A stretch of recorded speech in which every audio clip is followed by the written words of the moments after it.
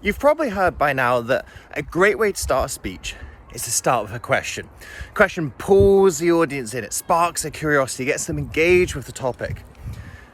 One thing that I've noticed though is because so many people have heard question is a great way to start a speech, it's almost become a little bit of a cliche that someone just throws out a question and go, oh, they're using the question starter. And it can feel a little bit generic and formulaic, especially if the question actually isn't that interesting and the question is generic and formulaic. So here's a way to get around that. Don't ask your question with your first statement. Ask your question second. Use your first line to set some context and set the scene for the question.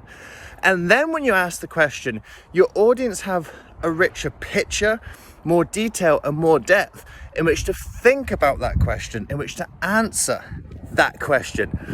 That way, you're still using the benefit of starting with a question. It's the second thing that you've said. So all those curiosity, engagement, pull the audience in, that's all still true, but it doesn't feel generic and formulaic. You've given the audience the opportunity to really think and reflect on the question, and that's going to get you deeper engagement in your speech.